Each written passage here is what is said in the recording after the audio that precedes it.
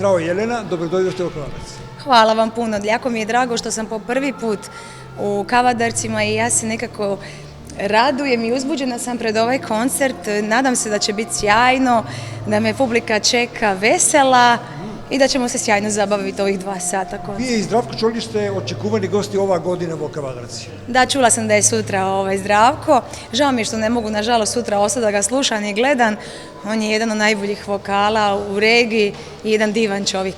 Povijek od 10 godina imate uspješna solo karijera, preto obete u magazin. Što vi je podobro, su magazin ili sam? Pa čujte, ima i dobrih i loših strana u svakom poslu. Ja sam u magazinu puno toga naučila. Nekako sam se, ajmo reći, narasla, odrasla, naučila sve što treba i što ne treba.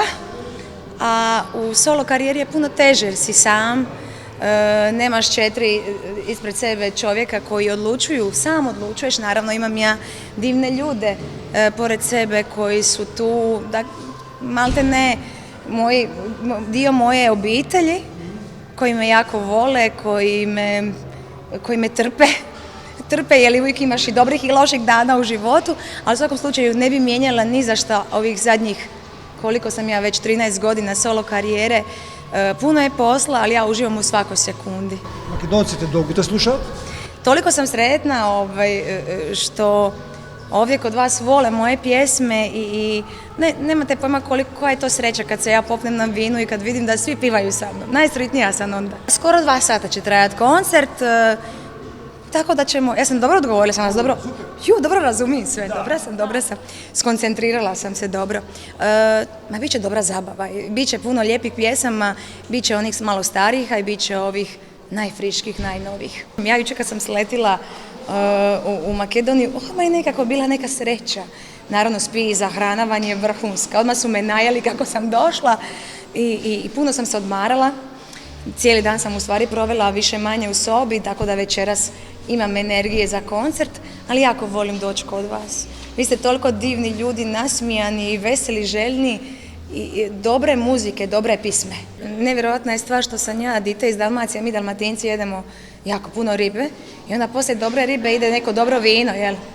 Međutim, ja sam jedna vjerojatno od rijetkih koja ne pije alkohol, ali ja se nadam, ja ću večeras sigurno svojim dragim prijateljima u Splitu odnijeti koju dobru bocu vina, uvijek mi kad se vratim iz Makedonije, jesi donijela koju bocu vina, tamo su najbolja vina, pa me tako malo se naljuta ako ništa ne donesem, ali večeras ću sigurno, u stvari sutra ću sigurno u Split donijeti koju dobru bocu vina vašeg. Imate jako puno sjajnih vokala, sjajnih pjevača. Pa čujte, kad dođe vrijeme onda ću razmišljati o tome. Ja sad radim na novoj pjesmi, na novom duetu s jednim divnom osobom. Ne smijem vam još uvijek otkriti o kom se radi, ali uskoro ćete čuti. Nadam se da će kroz ovaj 9. mjesec pjesma izaći, tako da ćete sve čuti i vidjeti. Tikveški Grozdober 2019. Kavadarci. Ovoj septembri, 8. nedela, golemo karnevalsko defile preko den, a večerta nastapува Zdravko Čolić.